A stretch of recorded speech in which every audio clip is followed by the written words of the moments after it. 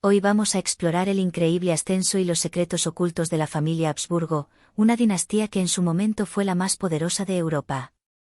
Originarios de las montañas de Suiza en el siglo XI, los Habsburgo llegaron a gobernar un imperio que se extendía desde Austria hasta España, e incluso cruzaba los océanos hasta América y Filipinas. Su fortuna era descomunal, hoy equivaldría a unos 500.000 millones de dólares. Pero lo más impresionante es que no la obtuvieron solo por la guerra, sino a través de una estrategia muy calculada, la diplomacia matrimonial.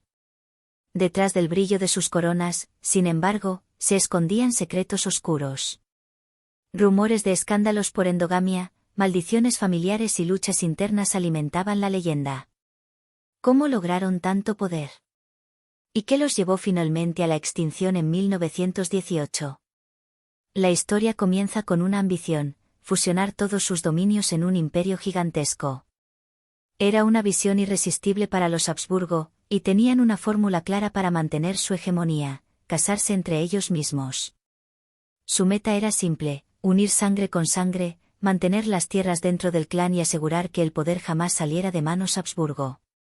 Esta práctica, ampliamente documentada por historiadores y medios como National Geographic, parecía funcionar en teoría.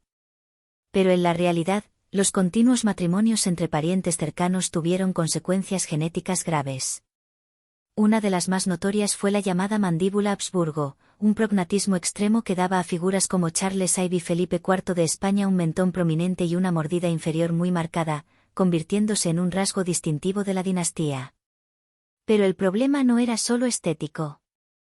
La endogamia generó también infertilidad, retrasos mentales y una salud general muy deteriorada que afectó a varias generaciones. Para cuando Carlos II de España murió en 1700, su estado físico y mental era tan crítico que muchos dudaban de su capacidad para gobernar. La rama española de los Habsburgo estaba al borde del colapso. A lo largo de estos años, los médicos reales y funcionarios de la corte hicieron todo lo posible por ocultar la gravedad de la situación. Se creó una verdadera red de encubrimiento tras los muros del palacio. Los registros médicos eran modificados, minimizados o directamente silenciados, todo con el objetivo de evitar que el resto de Europa cuestionara la solidez de esta poderosa casa real. A simple vista, parece una historia típica: reyes obsesionados con el poder que se casan entre primos para conservar el control sobre los tronos de Austria, España y más allá. Pero en realidad, todo era mucho más complejo. La familia Habsburgo se expandió por múltiples territorios, y las alianzas políticas exigían, por ejemplo, que un Habsburgo español se casara con uno austríaco, o que primos de distintas ramas unieran sus linajes. Estas uniones tenían una meta clara: conservar un imperio inmenso que abarcaba desde la península ibérica hasta los confines del Sacro Imperio Romano. Estudios genealógicos, citados incluso en Wikipedia y desarrollados por genetistas en publicaciones académicas, revelan que el grado de endogamia en algunos matrimonios Habsburgo alcanzó niveles extremadamente altos, incluso superiores a los de muchas comunidades aisladas en la actualidad. Aunque estas uniones les permitieron consolidar su poder durante siglos, también plantaron la semilla de su decadencia genética. La mandíbula Habsburgo fue el signo más visible de esta caída. Conocido como prognatismo mandibular, este rasgo provocaba rostros alargados, dientes desalineados y problemas para hablar. Los retratos oficiales, muchos de los cuales aún se pueden admirar en museos europeos, son un testimonio visual de cómo esta deformidad se intensificó generación tras generación. Estudiosos que han examinado estos retratos, junto con investigaciones modernas sobre el árbol genealógico de los Habsburgo, han encontrado una clara relación entre los matrimonios repetidos entre primos y la gravedad de las malformaciones craneofaciales. Y no se trataba solo de estética. Una mandíbula alargada y una mordida invertida podían causar serios problemas para masticar y respirar, desencadenando una serie de complicaciones médicas adicionales. Los médicos de la corte sabían que algo iba mal, pero la presión por proteger la imagen de la familia real era tan intensa, que cualquier señal de debilidad debía ser cuidadosamente silenciada. El mito de los Habsburgo se sostenía sobre la creencia del derecho divino, una monarquía elegida por Dios para gobernar. Admitir públicamente que la endogamia había provocado una crisis médica ponía en riesgo todo ese relato. National Geographic, en varios de sus artículos y documentales, ha subrayado que Carlos II de España fue el ejemplo más trágico de las consecuencias de ese legado genético. Cuando Carlos subió al trono en 1665, ya arrastraba una larga lista de discapacidades físicas y mentales. Según relatos de embajadores y cortesanos, recogidos tanto en cartas de la época como en estudios modernos, el rey tenía serias dificultades para realizar tareas cotidianas. Le costaba hablar con claridad, mostraba escaso entendimiento del gobierno y probablemente sufría de trastornos neurológicos que lo hacían totalmente dependiente de sus asesores, quienes competían ferozmente por ejercer influencia tras bambalinas. Algunas cartas de la época describen a Carlos como un hombre tan débil que apenas podía comer sin asistencia, y mucho menos engendrar un heredero. En una dinastía donde tener descendencia era esencial, su infertilidad representaba un desastre monumental. Carlos se casó 2 veces, pero nunca logró tener hijos. Varios historiadores creen que era estéril de nacimiento, el resultado de siglos de matrimonios entre parientes que comprimieron peligrosamente su acervo genético. Los médicos de la corte, conscientes del deterioro del rey, operaban bajo una presión política inmensa. Emitían comunicados oficiales afirmando que el monarca se recuperaba de indisposiciones menores, cuando en realidad lidiaban con un paciente tan frágil que dudaban que alcanzara la treintena. Sin herramientas de diagnóstico modernas, solo podían basarse en observaciones clínicas y conjeturas. Sin embargo, gracias a diarios médicos y notas que han salido a la luz en archivos españoles y colecciones privadas, hoy sabemos que la monarquía se esforzó deliberadamente por ocultar la gravedad del estado de Carlos a las demás cortes europeas. El temor era claro: si las potencias extranjeras percibían debilidad, podrían aprovecharse, lo que podría desencadenar guerras o una lucha por la sucesión. Para mantener la ilusión de un rey fuerte, la corte organizaba ceremonias cuidadosamente coreografiadas donde Carlos realizaba actos simbólicos, como jurar a un funcionario o presidir reuniones, que se usaban como prueba pública de su capacidad para gobernar. Este tipo de encubrimiento no era exclusivo de los Habsburgo. Otras familias poderosas también ocultaron defectos genéticos o problemas médicos para proteger su legado. Un caso moderno similar es el de la familia Dupont, acusada, según investigaciones periodísticas y blogs especializados, de promover matrimonios entre primos con el fin de conservar la riqueza y el control empresarial. Al igual que los Habsburgo, los Dupont enfrentaron rumores de endogamia estratégica para salvaguardar su imperio. También puede mencionarse a los Medici en la Florencia renacentista, quienes integraban herederos ilegítimos en el linaje oficial para asegurar su dominio político. En cada caso, lo que estaba en juego era la supervivencia de una marca de poder: los Dupont en la industria química, los Medici en la banca y el papado, y los Habsburgo en la aristocracia europea. Para todos ellos, el secreto era un recurso vital. Reconocer públicamente una debilidad interna podía desmoronar el poder o la confianza del público. La muerte de Carlos II en 1700 marcó el punto de ruptura. Murió sin dejar heredero y, con ello, la rama española de los Habsburgo llegó a su fin. El vacío de poder desató la Guerra de Sucesión Española, enfrentando a las principales potencias europeas en una lucha por el control del imperio. Este conflicto, que sacudió el continente durante años, tuvo su origen directo en el callejón sin salida genético al que había llegado la familia.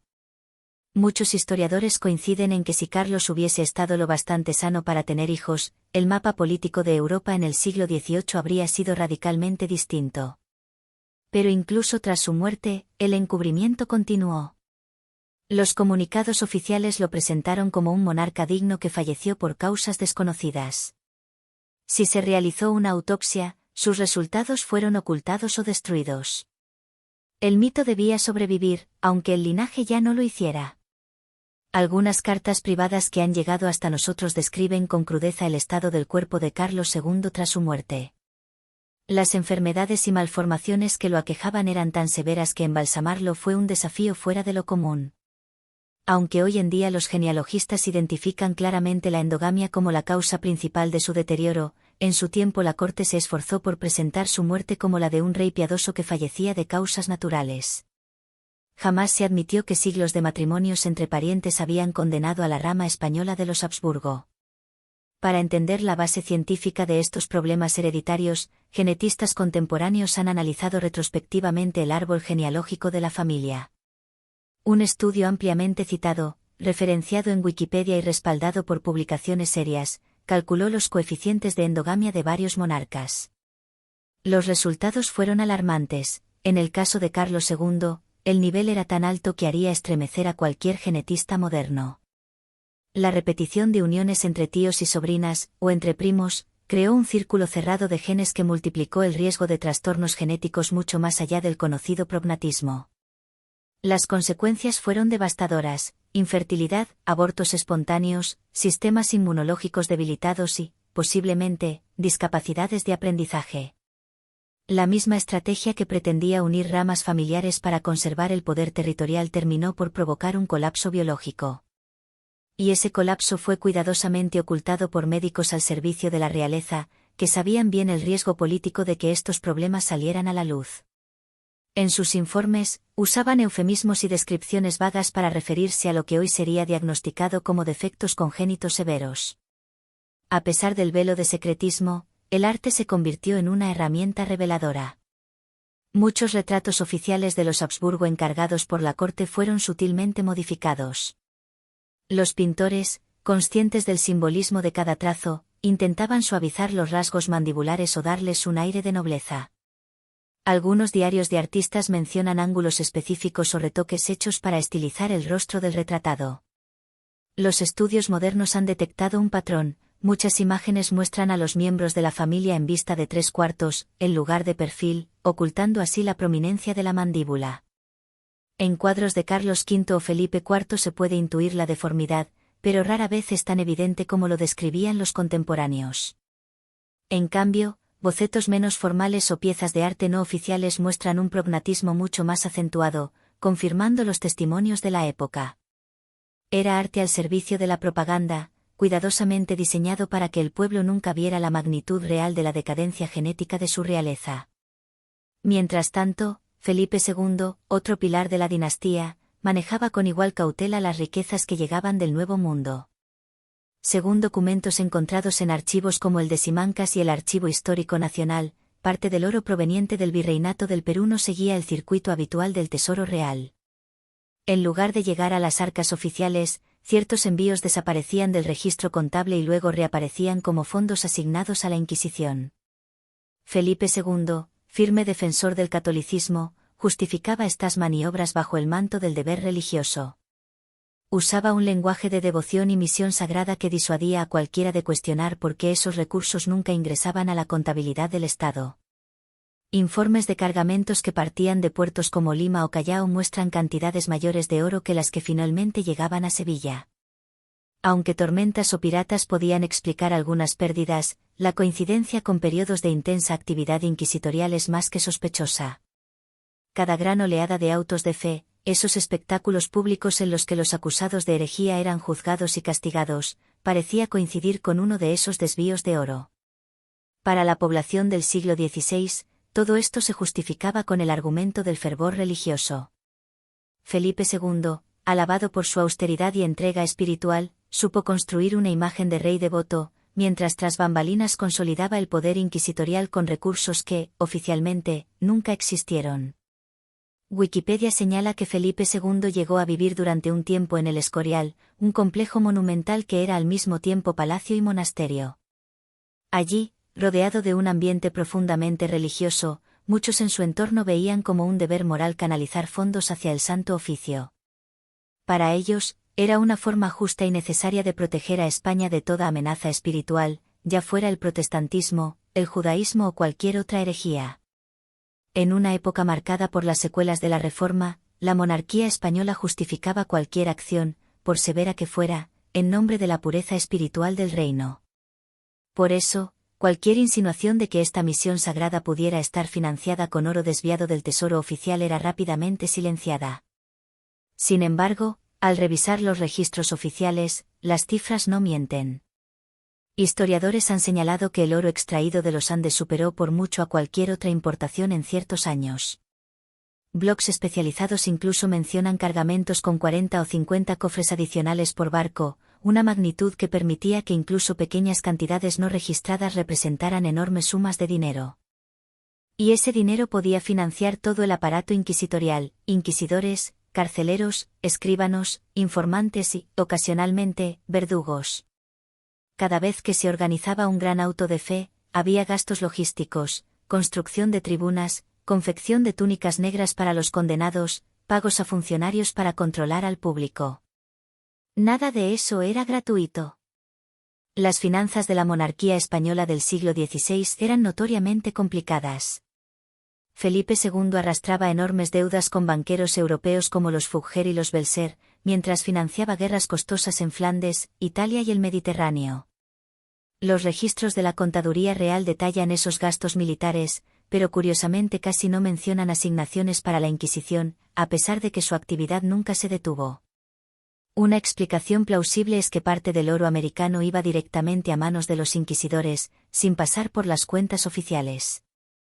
De este modo, Felipe II podía alegar que no tenía responsabilidad directa en los gastos del Santo Oficio. Si alguien lo cuestionaba, bastaba con decir, no hay ninguna partida registrada para eso.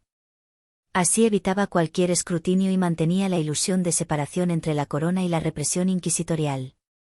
A diferencia de épocas modernas, como la de William Randolph Hearst, cuya ostentación y manipulación mediática eran conocidas y criticadas, los monarcas del siglo XVI operaban en un entorno donde no existían contrapesos reales. No había parlamento que auditara sus cuentas, ni periodistas que investigaran sus acciones. Los cronistas de la época solían estar bajo el patrocinio real o vivían con el temor constante de ser acusados por la propia Inquisición. Si un escritor insinuaba que el rey estaba desviando oro hacia actividades religiosas secretas, podía acabar denunciado por herejía o sedición. Por eso, las crónicas oficiales retrataban a Felipe II como un rey ejemplar, piadoso y austero, y evitaban entrar en los detalles financieros de su relación con la Inquisición. Algunos documentos del periodo sugieren la existencia de estos acuerdos encubiertos. Cartas entre funcionarios coloniales hacen referencia a fondos adicionales para usos eclesiásticos.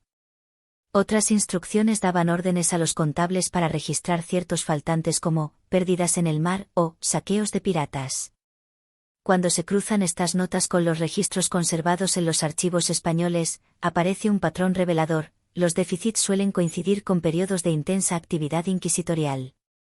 Durante esos años, el Santo Oficio amplió su capacidad de vigilancia, construyó cárceles más seguras y organizó autos de fe masivos en ciudades clave como Sevilla, Toledo y Valladolid. Esta coincidencia refuerza la idea de que el oro desviado sirvió para mantener la maquinaria inquisitorial funcionando con abundante financiamiento. Muchos estudiosos trazan un paralelo con el caso de los templarios en Francia. En 1307, Felipe IV de Francia acusó a los caballeros templarios de herejía, los persiguió y confiscó sus riquezas para saldar sus propias deudas. Aunque la Inquisición española bajo Felipe II no reprodujo exactamente ese modelo, el principio era el mismo: usar una causa religiosa como pantalla para controlar grandes cantidades de dinero, evadir mecanismos legales y acallar cualquier forma de disidencia. La purga de los templarios fue, en esencia, una confiscación de bienes, mientras que lo que se atribuye a Felipe II fue un plan más encubierto: redirigir el oro colonial hacia un destino oculto. Sin embargo, en ambos casos, la religión funcionó como la coartada perfecta. Esta dinámica tiene ecos incluso en épocas más recientes. Uno de los paralelos más comentados es el papel de John D. Rockefeller durante la masacre de Ludlow, cuando su empresa, la Colorado Fuel & Iron Company, se vio envuelta en violentos enfrentamientos con mineros en huelga.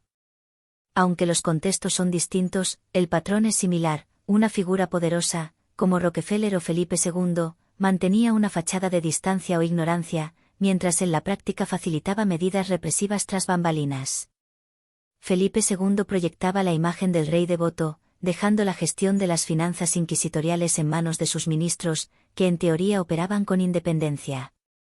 Pero en realidad, todo apunta a que el monarca coordinaba personalmente el flujo de oro desde Perú hacia la Inquisición.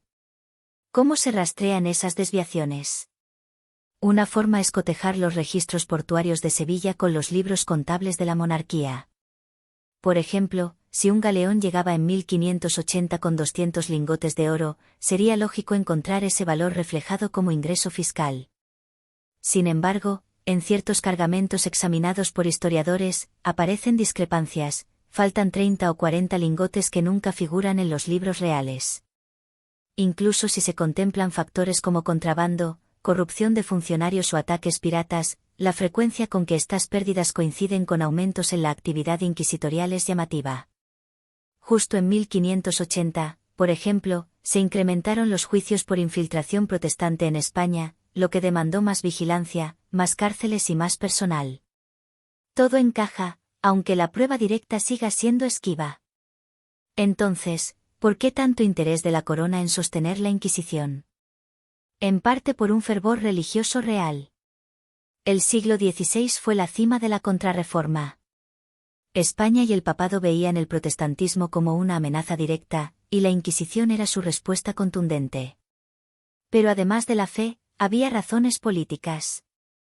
El Santo Oficio era una herramienta para aplastar cualquier forma de disidencia. Nobles críticos, conversos ricos, escritores incómodos, todos podían ser acusados de herejía. Un panfleto considerado subversivo se convertía en prueba de simpatía luterana. Alimentar a la Inquisición significaba garantizar el control social absoluto. También hay que considerar el contexto económico. España vivía al borde de la bancarrota, obligada a declarar moratorias de deuda varias veces durante el siglo.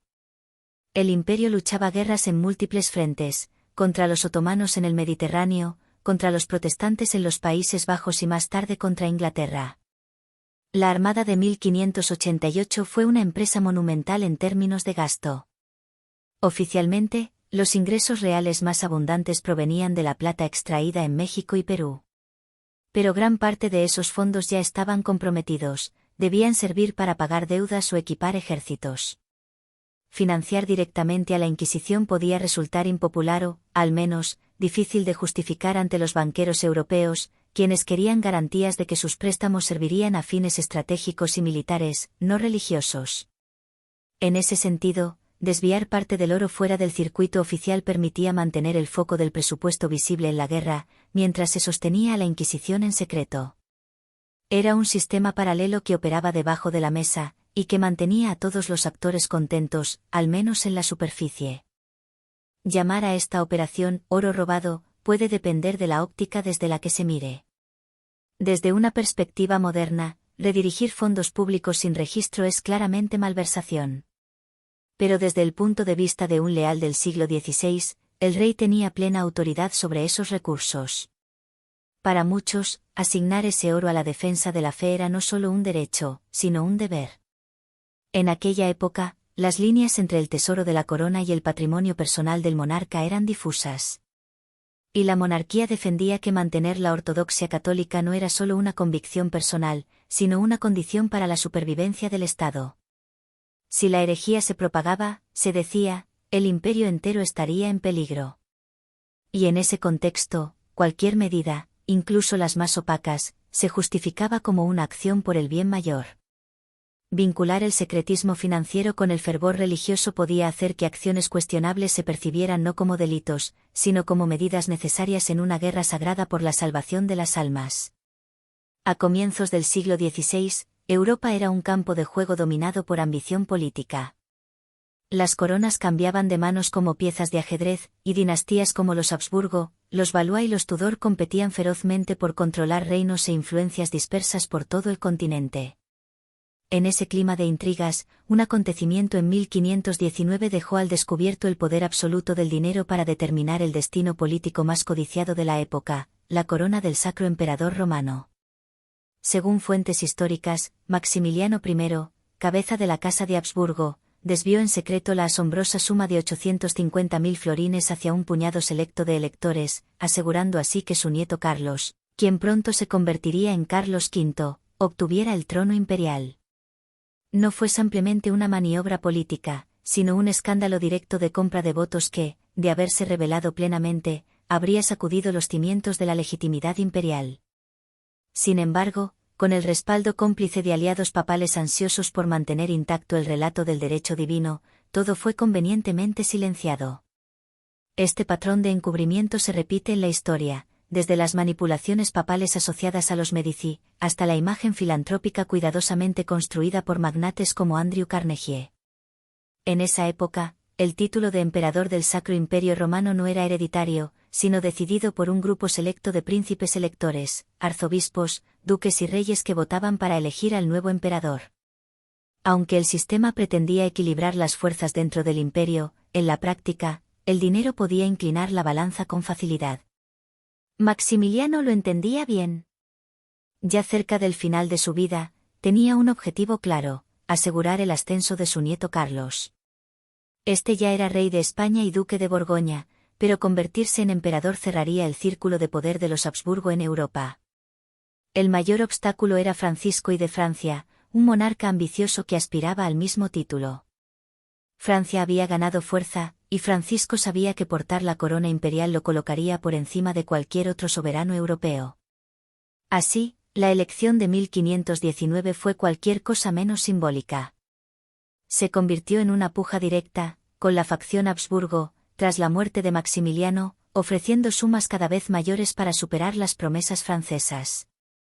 Fue una verdadera subasta, donde enormes cantidades de dinero cambiaron de manos, en transacciones que hoy se calificarían sin dudar como compra de votos. Pero en esa época, admitir tal cosa era impensable para una monarquía. El imperio se construía sobre la noción de que la autoridad del emperador provenía de Dios, con un linaje que se remontaba a Carlomagno. Revelar que todo dependía, en realidad, de maletines llenos de oro, habría destruido el mito. Por eso, la operación fue cuidadosamente cubierta con declaraciones oficiales, con la bendición del Papa León X, los Medici y varios cardenales. Todo se presentó como una decisión guiada por la sabiduría divina de los electores. Sin embargo, rastros de estas maniobras aparecen en cartas y registros financieros conservados por la familia Fugger. Los Fugger eran la banca más poderosa del momento, tan influyentes como los Medici en Florencia. Documentos contables dispersos entre archivos en Alemania y Austria, citados por académicos y medios especializados en historia económica, revelan que Jacob Fugger el Rico otorgó préstamos colosales tanto a Maximiliano como a Carlos. Estos fondos no eran para celebraciones o campañas públicas. Su propósito era financiar directamente los sobornos. La cifra más citada es de 850.000 florines, aunque algunos investigadores apuntan que, si se suman regalos personales y acuerdos colaterales, el monto pudo haber sido aún mayor. Carlos V, de forma irónica, mantendría después una postura moral rigurosa frente al dinero y la religión. Como rey de España, tendría que enfrentarse a la reforma protestante, al desafío de Martín Lutero y a una Europa dividida por disputas doctrinales. Pero en 1519, nada de eso importaba tanto como asegurar la corona imperial. Si el trono caía en manos de Francisco I, todo el equilibrio de poder en Europa podía colapsar. Para Carlos, la elección no era solo un paso más en su carrera política, era el momento decisivo que consagraría la supremacía de los Habsburgo. Y para lograrlo, no dudó en convertir la supuesta elección divina en una operación financiera cuidadosamente orquestada. Los Habsburgo vieron el soborno no como un acto vergonzoso, sino como un mal necesario, o incluso como un movimiento pragmático para asegurar el control imperial. En público, proclamaban que la elección de Carlos V era obra de la voluntad divina. Pero a puerta cerrada, tejían una red de maniobras financieras que se asemejan a las prácticas modernas de cabildeo encubierto. Tampoco se puede decir que Francisco I fuera una víctima inocente. Los franceses contaban con su propio fondo para intentar ganarse a los electores. Sin embargo, el respaldo financiero de los Fugger le dio a los Habsburgo una ventaja crítica. Según ciertos archivos alemanes, los agentes de Francisco trataron de igualar o superar las ofertas Habsburgo, pero fueron superados tanto en rapidez como en relaciones personales. El dinero tiene peso, pero las conexiones hacen que ese peso resuene aún más. Gracias al legado político de Maximiliano, los Habsburgo ya habían tejido lazos estrechos con varios electores clave, lo que inclinó la balanza. Al final, Carlos V fue elegido emperador, y su coronación oficial se celebró en 1520. Para entender la magnitud de los 850.000 florines involucrados, basta decir que esa suma superaba el ingreso anual de algunos reinos enteros en la época. No era una inversión simbólica, sino una operación financiera del tamaño de una campaña militar. Los registros de los Fugger, conservados en la Bayerische Staatsbibliothek de Múnich y otros archivos, documentan desembolsos significativos en torno a 1519, muchos redactados en un lenguaje críptico. Jacob Fugger, cuya influencia moldeó Corona sin portar ninguna, ha sido llamado por algunos historiadores el hacedor de reyes sin corona. Entre los registros, aparecen referencias a regalos entregados a electores, descritos con expresiones ambiguas como para el seguro manejo de ciertos asuntos. No hace falta recurrir a teorías conspirativas para entender lo que eso significaba. La población de la época no era completamente ignorante, los rumores de sumas secretas circulaban, aunque la narrativa oficial insistía en que Carlos había sido elegido por su noble linaje, su carácter virtuoso y su promesa de defender la cristiandad contra la amenaza otomana. La Iglesia también tenía intereses en juego. El Papa León X y varios cardenales con simpatías Habsburgo promovían esa versión idealizada de los hechos. El papado, con un control precario sobre los estados pontificios, veía en un imperio fuerte liderado por los Habsburgo un escudo contra la expansión francesa. Si Francisco I ganaba, el equilibrio de poder podría volverse contra Roma. Por eso, funcionarios de la curia romana y diplomáticos Habsburgo mantuvieron reuniones discretas para coordinar una estrategia común, apoyar a Carlos y dejar que el dinero fluyera en silencio. Mientras nadie hablara abiertamente de sobornos, los documentos oficiales y los sermones podían enmarcar la elección como un momento clave para la unidad cristiana. Este patrón recuerda los juegos de poder de los Medici, especialmente cuando lograron colocar a León X y Clemente VII en el papado. Usaban su banca para influir y, cuando era necesario, disimulaban esos movimientos tras un velo de retórica religiosa y política. Los estudiantes de la política renacentista rara vez pasan por alto esas similitudes. Dinero, fe e influencia giraban en una danza cuidadosamente coreografiada. Y si buscamos paralelos más recientes, el caso de Andrew Carnegie resulta pertinente. A principios del siglo XX, Carnegie construyó una imagen de filántropo ejemplar financiando bibliotecas y universidades. Sin embargo, algunos historiadores argumentan que esa generosidad tenía un propósito estratégico: borrar el recuerdo de huelgas brutales y tácticas empresariales agresivas. Fue una filantropía hecha a medida para moldear su legado. De forma parecida, los Habsburgo recurrieron al lenguaje religioso y al decoro imperial para revestir la elección de Carlos con legitimidad moral, ocultando los mecanismos financieros que realmente la hicieron posible. Entonces, como ahora, construir una imagen pública implicaba enterrar las verdades incómodas bajo una narrativa inspiradora. Cuando decimos que Carlos compró un trono, puede sonar a simplificación, pero no está lejos de la verdad. Sin esos 850.000 florines estratégicamente distribuidos, Francisco I podría haber sido coronado emperador, y la historia de Europa habría tomado un rumbo completamente distinto. Bajo el reinado de Carlos V, el Imperio Habsburgo alcanzó una extensión sin precedentes, abarcando desde España y sus crecientes colonias en América hasta Austria e importantes territorios italianos. Como nuevo emperador del Sacro Imperio Romano, Carlos se encontró en el centro de algunos de los conflictos más decisivos del siglo XVI, la Reforma Protestante, las guerras contra el Imperio Otomano y la eterna rivalidad con Francia. Es inevitable preguntarse cómo habría cambiado el rumbo de Europa si Francisco I hubiera ganado la elección. Pero nunca lo sabremos, porque el dinero silenciosamente alteró el curso de la historia. En la Europa del siglo XVI, el soborno no tenía el estigma que poseen los sistemas legales modernos. Era visto más como una jugada arriesgada pero reconocida dentro del ajedrez político. Aún así, ningún monarca quería que se supiera que el título más alto del continente podía comprarse al mejor postor. Incluso los electores, conscientes de su prestigio, habrían rechazado con fuerza ser señalados como simples vendidos. Por eso, todos los involucrados tenían un interés común en minimizar el escándalo. Algunas cartas del arzobispo de Maguncia, uno de los electores más influyentes, revelan su preocupación por los rumores que circulaban sobre pagos generosos. En público, defendía a Carlos como la mejor elección por motivos espirituales y políticos. Mientras tanto, el flujo de dinero operaba en silencio, permitiendo que el episodio desapareciera del foco público, enterrado bajo las fastuosas ceremonias de coronación y las complejas intrigas que caracterizaron el reinado de Carlos. ¿Siguió la familia Habsburgo utilizando tácticas similares en elecciones posteriores?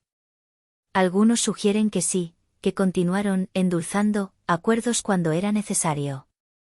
Lo cierto es que los Habsburgo mantuvieron una hegemonía casi total sobre el título imperial entre 1440 y 1806, con contadas excepciones.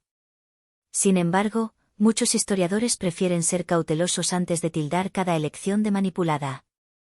Factores como el peso dinástico, las alianzas estratégicas y el control militar también jugaban a su favor.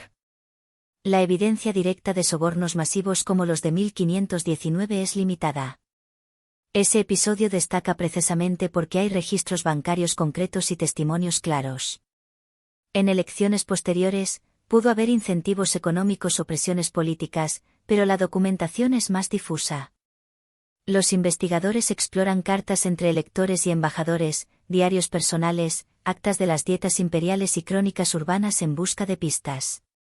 Algunos documentos han sido digitalizados, lo que ha permitido a blogueros especializados desenterrar detalles intrigantes, como notas donde se menciona que cierto elector recibió una donación justo antes de emitir su voto. Pero la claridad documental que nos ofrecen los papeles Fugger sobre 1519 sigue siendo única. Por eso, esa elección es vista como un caso emblemático de corrupción institucionalizada en el imperio. De forma curiosa, el propio Carlos V pronto empezó a sentirse incómodo con las finanzas del imperio. Gobernar un territorio tan vasto era costoso, y los conflictos derivados de la reforma pronto agravaron la situación. El emperador estaba constantemente falto de recursos. La plata americana que llegaba desde España ya venía comprometida, muchas veces hipotecada para pagar deudas previas. Los mismos banqueros Fugger que lo habían ayudado a alcanzar la corona exigían ahora su parte con intereses.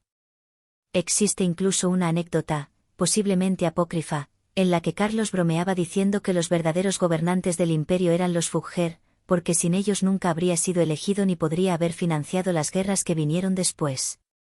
Esa simbiosis entre política imperial y poder financiero en el siglo XVI es un claro antecedente de las relaciones actuales entre gobiernos e instituciones bancarias de gran escala. Por otro lado, Francisco I nunca superó la derrota. Durante décadas, se enfrentó con Carlos en una serie de conflictos conocidos como la rivalidad Habsburgo-Valois. Muchos historiadores coinciden en que su obsesión por combatir al emperador tenía una raíz más personal, la humillación de haber perdido la elección imperial.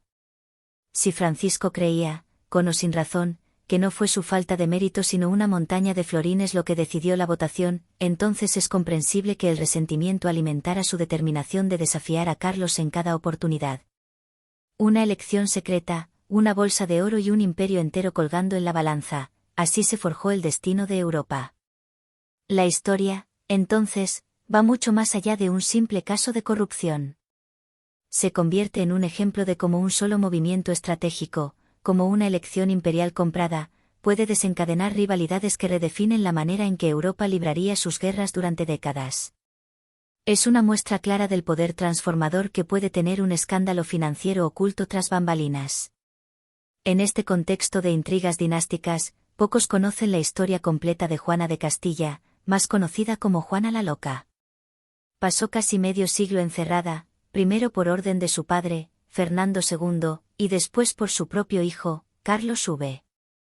Según diversas fuentes, incluido un artículo de The Guardian, Juana estuvo confinada desde 1509 hasta su muerte en 1555, 46 años de aislamiento. La versión oficial de la época la presentaba como una reina desequilibrada, mentalmente incapacitada para gobernar. Pero investigaciones más recientes, basadas en cartas, informes judiciales y testimonios médicos, sugieren que su supuesta locura pudo haber sido exagerada, o incluso fabricada, para despojarla de su autoridad. Juana era hija de los reyes católicos, Fernando e Isabel, y su matrimonio con Felipe el Hermoso, de la dinastía Habsburgo, selló una poderosa alianza entre las casas reales de Castilla y los Habsburgo. Tras la muerte de Isabel, Juana era la heredera legítima del trono castellano, lo que la convertía en una figura central del ajedrez político europeo. Pero su padre, reacio a ceder el control de Castilla, actuó rápidamente, la declaró mentalmente incapacitada para gobernar, desplazándola del poder. Y más tarde, su hijo Carlos haría lo mismo. Carlos V, futuro emperador del Sacro Imperio y rey de España, mantuvo a su madre encerrada en Tordesillas, perpetuando la narrativa de la reina loca. La historia oficial insistía en que Juana, sumida en los celos tras la muerte de su esposo o perdida en delirios, representaba una amenaza para la estabilidad del reino. Los libros de texto repitieron durante siglos esta imagen trágica de una mujer incapaz. Pero cuando uno revisa las cartas que escribió, conservadas en archivos españoles y citadas en artículos académicos, blogs históricos y plataformas como Wikipedia o Google Scholar, emerge otro retrato.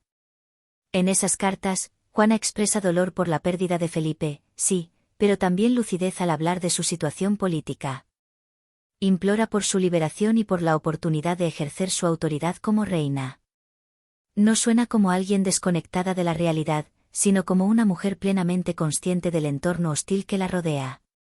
Los informes médicos de la corte, aunque incompletos, también plantean dudas.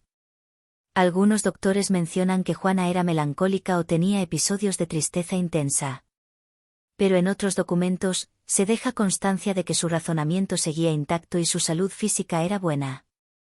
En el siglo XVI, melancolía podía significar muchas cosas, desde tristeza pasajera hasta una forma temprana de depresión, pero no necesariamente implicaba incapacidad mental. Desde la lógica del poder, resulta evidente que Fernando y luego Carlos tenían razones para mantenerla fuera del juego. Controlar Castilla era sinónimo de controlar sus recursos, y con ellos, las vastas riquezas que comenzaban a llegar de América. Fernando utilizó la supuesta locura de su hija para mantenerse como regente, y cuando murió, Carlos no estaba dispuesto a renunciar a esa fuente de poder. Así, le resultaba más conveniente mantener viva la leyenda de la reina desquiciada que aceptar su legitimidad como monarca. Juana pasó décadas encerrada en Tordesillas, una prisión disfrazada de palacio. Algunos testigos que la visitaron la describieron como una mujer profundamente angustiada, pero atribuían su estado no a una enfermedad mental previa, sino a las condiciones de su encierro. Es comprensible, permanecer encerrada año tras año, con libertad mínima y contacto humano limitado, podría quebrar a cualquiera. La gran pregunta que queda flotando es si Juana estaba verdaderamente desequilibrada desde antes de su reclusión, o si fue el aislamiento, impuesto por intereses dinásticos, el que agravó su estado psicológico. En cualquier caso, su historia revela cómo las narrativas oficiales pueden servir a los poderosos, mientras las verdades personales quedan enterradas entre muros, cartas olvidadas y silencios cuidadosamente construidos. El artículo de *The Guardian* destaca que los historiadores siguen divididos, aunque existe un consenso creciente. Cualquiera que haya sido el estado de salud mental de Juana de Castilla, no bastaba por sí solo para justificar que se la declarara incapaz de gobernar. La evidencia apunta, cada vez con más fuerza, a que fue víctima de una estrategia calculada de desposesión por parte de su propio padre y de su hijo. Una toma de poder sistemática disfrazada de preocupación médica. Esta dinámica, una familia poderosa que aparta a uno de sus miembros alegando inestabilidad emocional o incapacidad mental, tiene paralelos evidentes en otras épocas y entornos. No hace falta ir muy lejos para encontrar ejemplos modernos. Cristina Onassis, heredera de una de las fortunas navieras más grandes del mundo, luchó contra problemas personales en medio de una constante atención pública. Su salud mental y su relación con las drogas fueron temas constantes de especulación, a menudo amplificados por su entorno. Aunque su caso no es idéntico al de Juana, sí muestra cómo una familia poderosa puede manipular la narrativa pública, supuestamente por protección, pero con claras implicaciones de control. Otro caso resonante es el de Brooke Astor, filántropa estadounidense, cuyos últimos años se vieron marcados por una amarga disputa familiar. Sus parientes se enfrentaron en los tribunales, acusándose mutuamente de abusar de ella y manipular su herencia. En ambos casos, el control del destino de una mujer poderosa estuvo mediado por alegatos, no siempre comprobables, sobre su salud mental. Y aunque la diferencia clave con Juana radica en el contexto histórico, la lógica de fondo es muy parecida.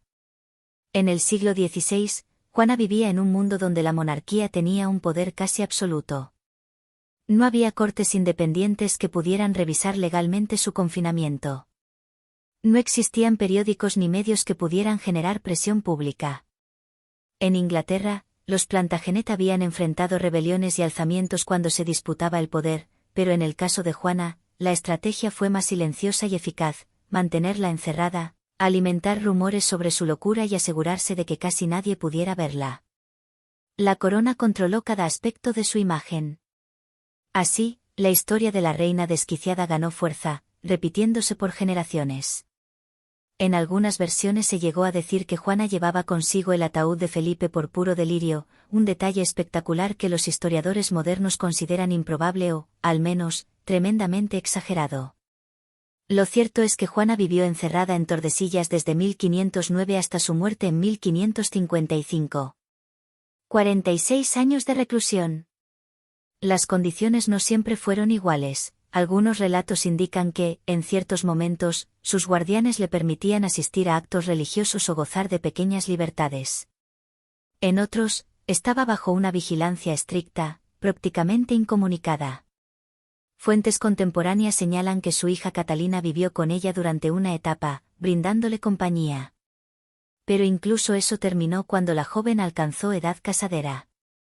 Mientras tanto, Carlos V, que construía su imagen como el emperador que gobernaba el imperio donde nunca se ponía el sol, no tenía ningún interés en reabrir el caso de su madre. La versión oficial era cómoda y funcional: la reina estaba enferma. Punto final. El uso de la locura como herramienta política es tan efectivo como inquietante.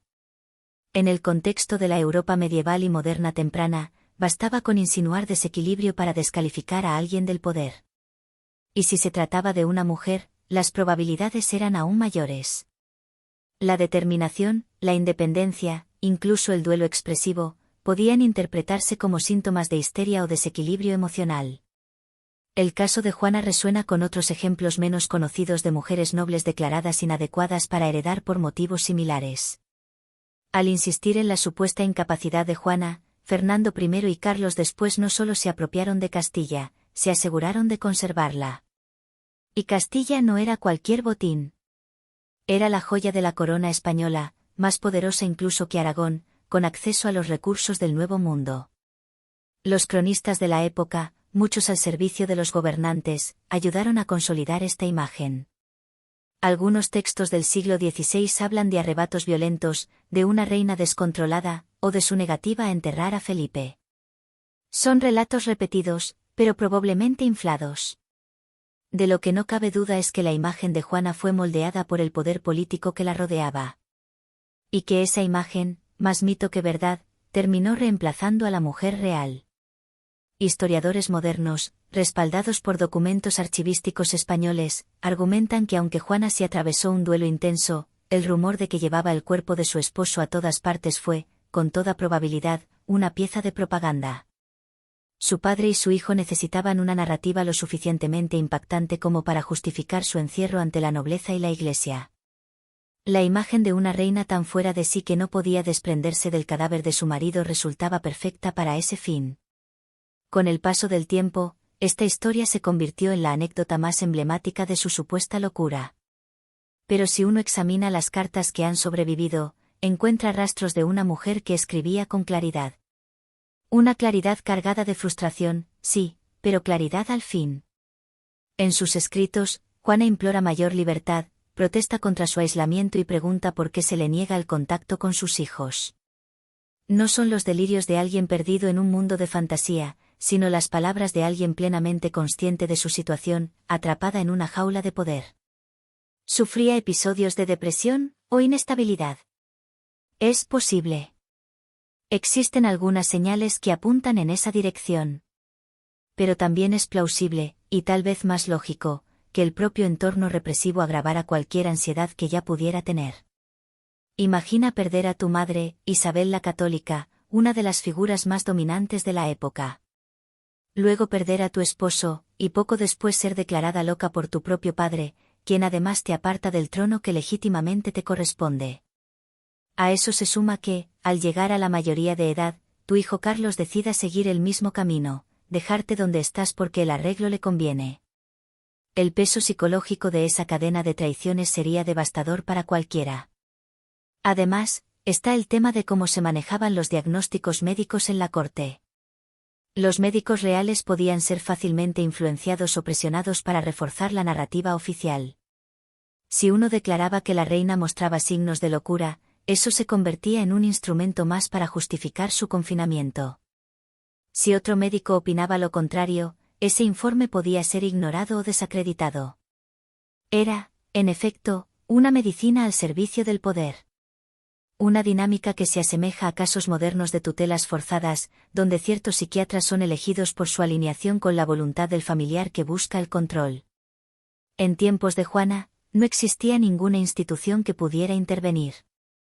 No había juntas médicas imparciales ni organizaciones defensoras de derechos. La voluntad del rey era ley.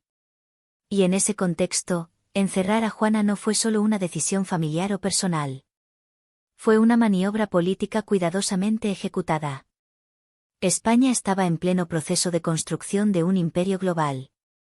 El oro y la plata de América empezaban a fluir, los ejércitos combatían en múltiples frentes, y las alianzas europeas se reordenaban bajo el creciente poder de los Habsburgo. En medio de ese panorama, una reina que reclamara su poder o desafiara a su padre y a su hijo representaba una amenaza inaceptable. Encerrarla fue la solución más eficaz. No hubo rebelión, no hubo guerra civil. Solo una historia bien contada, reforzada por la tristeza de una mujer recluida y marginada. Algunos rumores incluso apuntaron a la brujería, como suele ocurrir cuando las figuras femeninas poderosas escapan de los moldes impuestos. Pero los historiadores serios descartan completamente esas acusaciones. Asterisco de Guardián asterisco subraya que Juana era profundamente religiosa, como la mayoría de la realeza española de su época, y que no existe evidencia creíble de que practicara nada ajeno a la ortodoxia católica. Más allá de algún estallido emocional o momentos de duelo profundo, su vida no contiene indicios sólidos de desequilibrio. Sin embargo, su historia quedó marcada por mitos. Y mientras ella permanecía encerrada en Tordesillas, el mundo seguía girando. En 1588, décadas después de su muerte, la monarquía española lanzó una de las campañas militares más ambiciosas de su historia, la Armada Invencible. Felipe II ordenó zarpar a más de 100 barcos y miles de hombres con la misión de invadir Inglaterra y derrotar a Isabel I. En teoría, la flota española superaba en número y fuerza a la armada inglesa. Pero en lugar de la victoria gloriosa que se esperaba, la armada terminó desintegrada. Tormentas, descoordinación y la agilidad de los barcos ingleses la aniquilaron. Los informes oficiales culparon al mal clima y a la astucia del enemigo. Pero cartas de almirantes y registros navales revelan otro factor, la negativa de Felipe II a escuchar advertencias cruciales sobre estrategia y diseño naval. Su creencia inamovible en el favor divino y su renuencia a delegar poder táctico dejaron a la armada mal equipada y vulnerable. Fue un fracaso estratégico alimentado, una vez más, por el peso del absolutismo y la supresión de voces críticas. Como en el caso de Juana, las decisiones unilaterales del poder supremo trajeron consecuencias duraderas. Algunos historiadores han llegado a comparar la actitud de Felipe II frente a la Armada con escándalos contemporáneos como el caso del PFOA de DuPont, donde se acusó a la compañía de ignorar deliberadamente informes internos que podrían haber evitado una crisis de salud pública. Aunque Felipe probablemente no deseaba el fracaso de la Armada, su negativa a escuchar advertencias cruciales de sus comandantes tuvo un efecto similar, cerró toda posibilidad de corrección. La campaña no fue saboteada, pero sí condenada desde dentro. A finales del siglo XVI, España era la superpotencia indiscutida del mundo. El oro y la plata fluían desde América, su imperio se extendía por varios continentes y su influencia en Europa era abrumadora. Felipe II pretendía utilizar esa hegemonía para derrotar a la reina Isabel I de Inglaterra, castigarla por su apoyo a los rebeldes holandeses y eliminar el protestantismo inglés de raíz. El plan, conocido como la Empresa de Inglaterra, era claro en su intención: reunir una flota colosal en España, enlazar con el ejército del duque de Parma en los Países Bajos y desembarcar en Inglaterra. Pero detrás de escena, los almirantes españoles no compartían ese optimismo. En cartas preservadas en archivos cercanos a Madrid, varios expresaron dudas serias sobre la viabilidad de la misión. Se quejaban de que los barcos eran torpes y difíciles de maniobrar en el impredecible Canal de la Mancha, mientras que la marina inglesa disponía de naves más pequeñas, rápidas y equipadas con cañones de largo alcance. Estos almirantes suplicaron, en más de una ocasión, que se les concediera mayor flexibilidad táctica. Sin embargo, desde el trono se insistía en que la fe allanaría el camino hacia la victoria.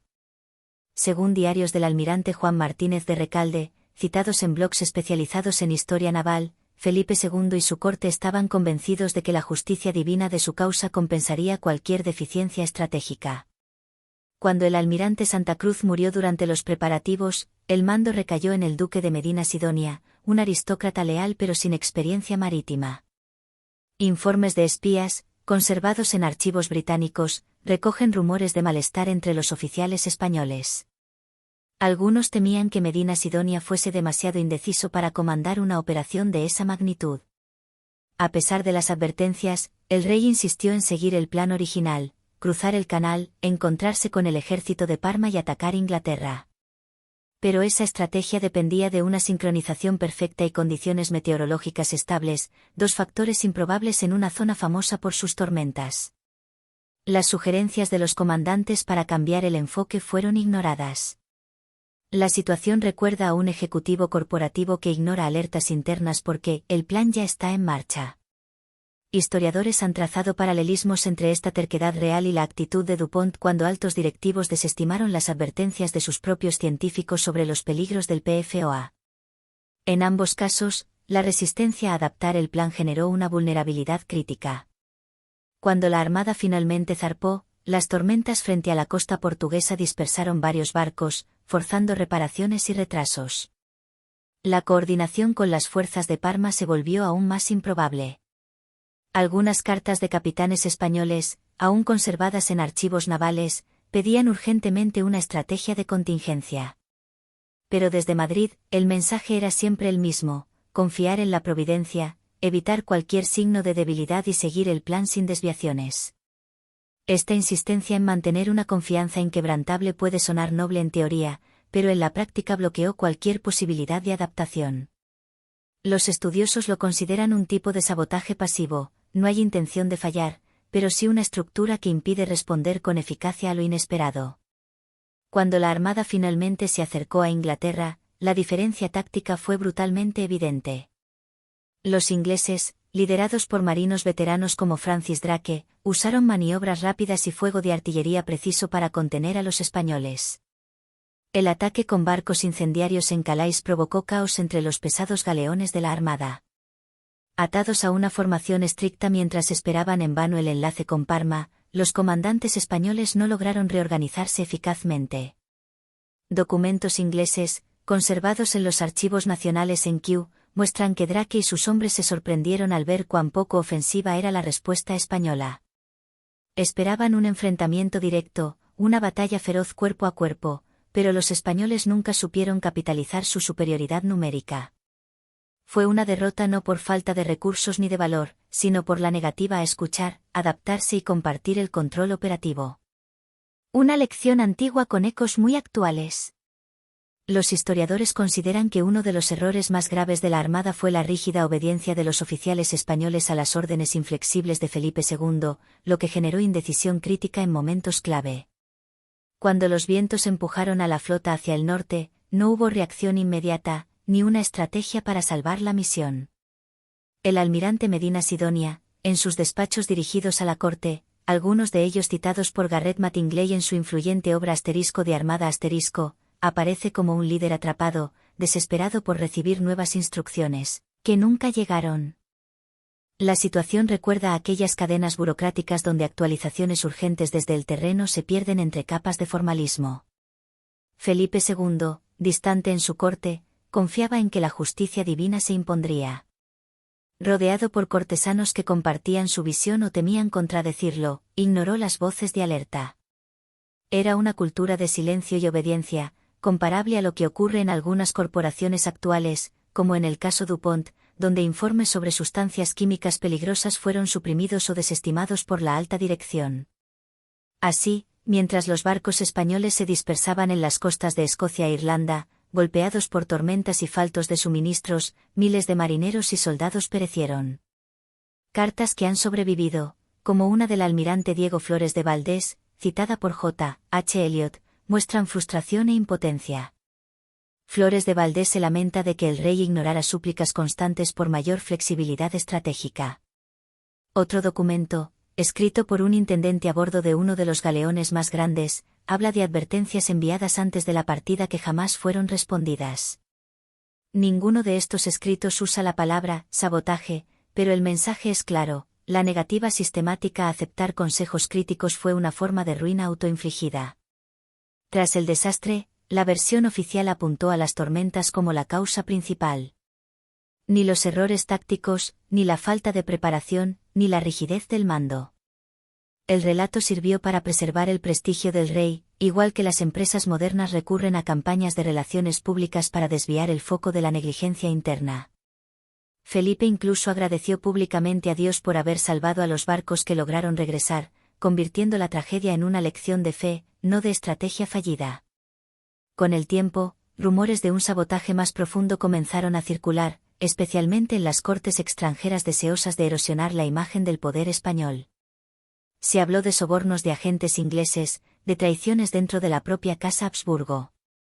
Pero los historiadores modernos, tras revisar los archivos, no han encontrado pruebas sustanciales que respalden esas teorías. Lo más probable es que tales rumores surgieran porque la magnitud del desastre era tan grande que muchos no podían creer que fuera solo el resultado de errores humanos. Pero a menudo, la explicación más sencilla es la más precisa. Una estructura de liderazgo que reprime la disidencia puede destruir incluso los proyectos más ambiciosos. El paralelismo con otros episodios históricos es revelador. Se ha comparado con la presunta malversación de fondos durante las cruzadas por parte del rey Ricardo Corazón de León, quien fue acusado de desviar dinero destinado a la guerra para construir fortificaciones personales, debilitando la causa colectiva. En el caso de Felipe II, el problema no fue el dinero, sino su fe mal dirigida y su liderazgo autoritario. En ambos casos, los gobernantes priorizaron sus propias convicciones o prioridades sobre las realidades tácticas del terreno, y el resultado fue el fracaso. Durante y después de la retirada de la Armada, muchos cortesanos intentaron suprimir documentos que contradijeran la versión oficial. Algunos fueron más honestos en privado. Bernardino de Mendoza, ex embajador en Inglaterra, escribió a sus allegados que, de haber existido mayor libertad táctica, el desenlace podría haber sido completamente distinto. Algunas de estas cartas privadas fueron encontradas siglos después en archivos familiares, estudiadas por investigadores del siglo XX que buscaron reconstruir los detalles no contados de aquel desastre. Mientras tanto, uno de los testimonios más personales e impactantes provino del capitán Francisco de Cuéllar, quien sobrevivió al naufragio en Irlanda. Su famoso relato describe no solo la desesperación de la retirada, sino también la soledad, el miedo y la fragilidad de un ejército quebrado por decisiones que se tomaron lejos del campo de batalla. Su historia se ha convertido en símbolo del coste humano de una campaña mal concebida y aún peor ejecutada. Aunque el relato de Francisco de Cuéllar se centraba en su lucha por sobrevivir, sus palabras permiten entrever el caos que reinaba en la flota española, producto directo de la falta de comunicación clara y de una estrategia inadaptable impuesta desde lo más alto. Ningún documento de la época afirma que el rey saboteara deliberadamente la expedición, lo que ha llevado a los académicos a hablar de un sabotaje no intencionado, o un sabotaje por ceguera del liderazgo. En español, una descripción más precisa sería negligencia o fe obstinada. Felipe II estaba convencido de que su causa era justa, de que la victoria era inevitable si permanecía del lado correcto de la fe. Admitir dudas habría sido poner en entredicho la autoridad absoluta de la monarquía. Ese silencio desde la cúpula dejó pocos rastros documentales sobre órdenes específicas que ignoraran deliberadamente las advertencias. Es un patrón similar al de muchas corporaciones modernas, donde correos internos comprometedores sobre riesgos conocidos desaparecen o se mantienen ocultos bajo cláusulas de confidencialidad. Pero las consecuencias son evidentes: una superpotencia aparentemente invencible se vio forzada a explicar cómo había perdido la mayoría de su flota frente a un enemigo, en apariencia, mucho más débil. Inglaterra, naturalmente, convirtió el resultado en una victoria divina. La frase, el viento protestante, comenzó a circular, atribuyendo las tormentas a la intervención de Dios a favor de Isabel I. Sin embargo, la realidad fue más pragmática. Inglaterra contaba con una estrategia naval clara, buques más pequeños y maniobrables, cañones con mayor alcance, y una generación de líderes marítimos como Francis Drake y John Hawkins que conocían las debilidades del enemigo. Aún así, su éxito también se debió al inmovilismo español. si la armada hubiera gozado de mayor libertad de acción, o si las tropas del duque de Parma hubiesen podido embarcarse sin retrasos, el desenlace podría haber sido muy distinto. Los historiadores navales coinciden en que, en cualquier guerra, la capacidad de adaptación es clave para la victoria. Pero la cultura secreta y jerárquica de la corte española limitó severamente esa capacidad. Las cartas almacenadas en el Archivo General de Simancas muestran cómo varios almirantes pedían mayor autonomía para actuar. Los espías ingleses, cuyas observaciones figuran en los papeles de Cecil Walsingham, recogieron comentarios de oficiales españoles frustrados con las órdenes inflexibles. No hay constancia de un edicto explícito de Felipe II ordenando ignorar los riesgos, pero su estilo de gobierno, centrado en la obediencia religiosa y la jerarquía, bastaba para disuadir cualquier iniciativa. En ese clima, un capitán que desafiara las directrices podía ser relevado del mando o castigado. Era un sistema donde nadie quería ser el primero en hablar, como en una empresa moderna donde todos sospechan que hay fallos graves, pero el castigo a los denunciantes es ejemplar. La misión de la Armada, como las cruzadas de Ricardo Corazón de León, terminó desvirtuada por la terquedad del liderazgo.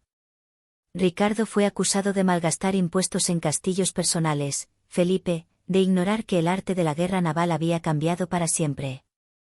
Cuando finalmente llegaron las tormentas y los ataques con barcos incendiarios, ya no quedaban opciones. La rigidez táctica y la falta de visión estratégica se combinaron con un clima impredecible y un enemigo bien preparado, generando una tormenta perfecta. El prestigio internacional de España se debilitó.